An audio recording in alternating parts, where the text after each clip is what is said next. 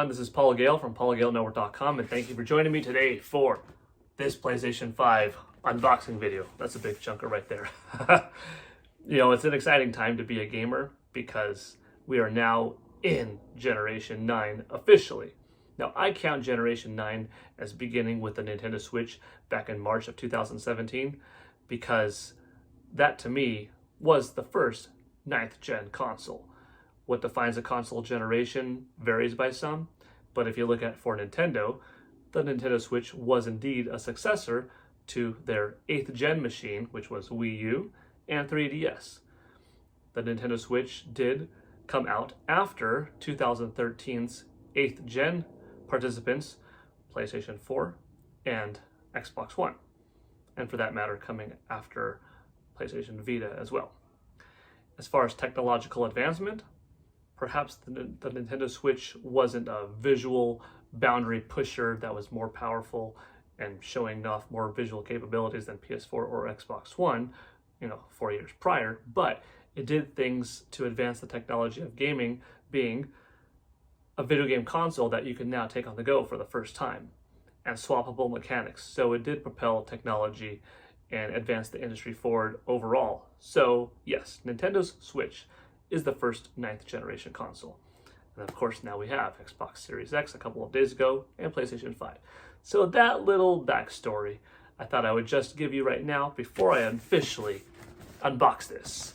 For more on that kind of stuff, I have talks and discussions on video game news days and video game talk days, but I thought I'd give you a little bit more to today's story other than just unboxing this. But now let's actually hop into it and let me show you what it looks like inside. I'm going to flip the camera around to give you a better look. Alright, so here's the PlayStation 5 and we're going to open it up, cut off the top, flip it over, slide this guy out. Got that PlayStation logo right there. So far, it's a nice box. Toss that out to the side. And let's see what it looks like. And it's given instructions of how to open this. Put everything off. I'm guessing we might have a controller in this one. Here we go. It's kind of weird because I've been going to E3s every year since 2000. So E3 is normally the place to be, for me personally, where I get to hold a new controller in my hands for the first time. And now here we are at a console launch getting to hold a controller for the first time. But it feels so good. It feels good so far. It's got an interesting grip to it. It's got a decent plastic here. It's actually less white and more gray, kind of reminiscent of the original PlayStation controller back in the day, but lighter than that, I would say. But on the back, it's got these little textured grips. Of course, they're made up of crosses, triangles, circles, and squares, which is a nice detail. This part's smooth. We've got USB-C right there. I'm looking forward to feeling what the new rumble mechanics are like. I made a previous video where I compared what I think this is going to feel like to the Nova Falcon. I touched the button, it lit up. That's cool. The Nova Falcon was a neat tool that I got to play with back at an E4All Expo in 2007 or 2008. And it used haptic feedback technology. So I have a feeling that this is going to feel different than Nintendo's HD Rumble and more like the Nova Falcon. But let me put that off to the side for now. Oh, I do have to do something important, and that's the Hadouken test. I like to jump. I like to jump, boom, Hadouken. Jump, Hadouken.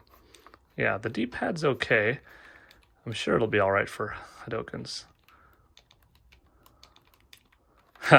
Yeah, that's a test. It's a Street Fighter test.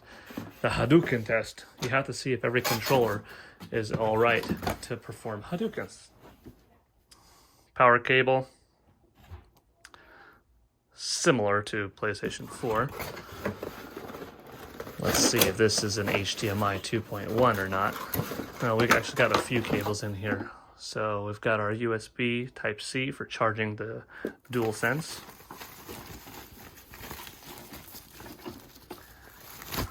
This is the horizontal stand if you want to put your PS5 horizontally.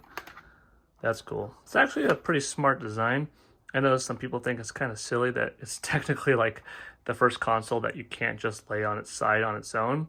And yeah, that might be true, but this will mean that the console in horizontal mode will have less surface area of the system itself touching the floor than it would if the system was just flat. So that's got to help with heat. Now, of course, if you have it in vertical mode, you know, the base of the console in vertical mode is made up of even less surface area technically than in horizontal mode. And it would be kind of interesting to see what's more surface area, this in horizontal or vertical as is. But that's why Sony probably did that to help with airflow. It's got a nice massive heatsink after all. Now this is the HDMI 2.1 cable to maximize your 4K TV output. And here is the main star of the show. Although I don't know, I'm a big controller guy and I really like a good controller in my hands, so the DualSense might be what steals the show. But let's be honest, a new console and looking at it and feeling it for the first time, you never end up really feeling it long term, unless if you're dusting it. It's the handheld, but something about a new console in your hands, opening it up, that's just what feels nice. Now this is a pretty big system. That's the PS5. Sony has a pretty unique design choice with it. I personally think it looks cool. I remember I was quite surprised when I saw it for the first time. It wasn't what I was expecting it to be, but then again, you know, whoever knows exactly what it's going to look like. You could even argue that, like, yeah, the V there represents the Roman numeral V5. As you can see, I also went with the disc version. For $100 more, you're basically getting a 4K Blu-ray player, which I'll have a few times over thanks to owning the Xbox Series X, Xbox One X, and then now a PS5. Let's put these together and see what they look like side by side, okay? PlayStation 5, horizontal mode, DualSense controller, and we have our various cables and stuff. Not a bad setup, right? All right, so we're back again in forward-facing mode, and here's the controller, and this is what it looks like with me holding it. Feels good. I'm really excited to try it out. Like I said, as a backwards compatible machine with the PlayStation 4, the PS5 makes sense, especially if you didn't have a PS4. You're going to enjoy plenty of games that only came out on that console, like The Last of Us 2, Uncharted 4, God of War, Spider-Man, Ghost of Tsushima. So there are several heavy hitters. Now, if you did have a PS4 and you're upgrading, you know, you could put Ethernet cable between the PS4 and the PS5 and transfer your data and, you know, keep the PS4 as a bonus Blu-ray player, or sell it, or put it in storage, whatever, use it on a second TV in the house, something like that. But overall, this system's going to do well for a lot of people, and healthy competition is what it's all about.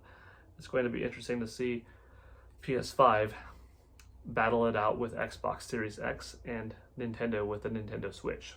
And also, what will Nintendo do going forward? You know, are they going to have a Plus model, a new model, a Pro model to compete with these two new juggernauts?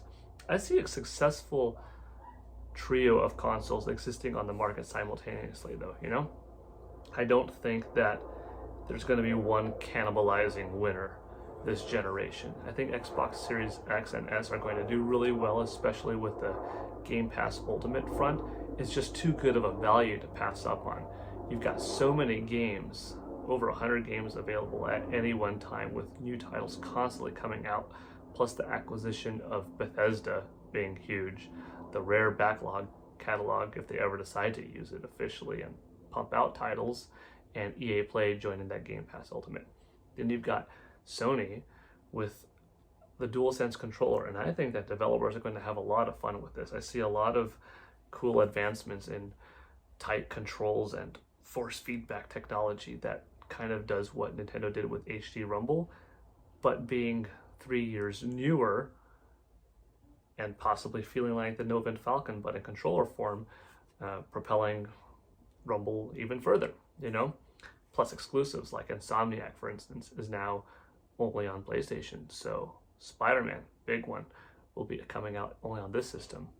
And of course, Demon's Souls and other IP that are now going to be, you know, exclusive to Sony. Ratchet and Clank, you know, some of these titles that I'm mentioning were already exclusive, but some going forward are going to be exclusive from here on out. So quite a bit of gets an ever-growing lineup of single-player, story-driven games that, you know, Sony has in its arsenal, and that's pretty attractive.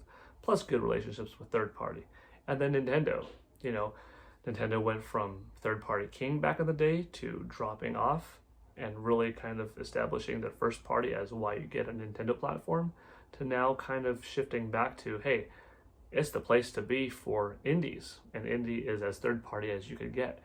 And with the Nintendo Switch being a comparable in power console to the PS4 and Xbox One, it came out at a weird time, 3 years later into the generation of what those two established, but it didn't miss out on a lot of third-party games like we did to PS3 and Xbox 360, you know? So Nintendo's got this interesting console where it still feels very new and fun and exciting, but it's definitely now far less powerful than a PS5 or an Xbox Series X or S. However, that lack of power is not the biggest deal because they still have, you know, IP king with Donkey Kong, Mario, Zelda, Star Fox, Pokemon, Pikmin, you know, you name it, Mario Kart, Smash Brothers, if they want to dig back and use Wave Race, like, the list goes on and on, right? But anyways, I'm going into, you know, video game talk and stuff like that, and this is supposed to be an unboxing video, but I did the unboxing, so I can't help but talk about a little extra. Here's what the PlayStation 5 looks like to your standard 5'11.5" tall adult. Maybe this will be the image, the thumbnail of the video. I don't know what's going to be yet, but yeah, that's what it looks like. Pretty slick. Okay, that's going to do it for today. Congratulations, Sony, on a successful launch. It's kind of neat here. The camera's probably not going to pick that up, but there are lots of little X's and zeros, crosses, zeros, O's, triangles, squares on the inside portion of the console's plastic. I'm looking forward to busting out some Spider-Man Miles Morales tonight.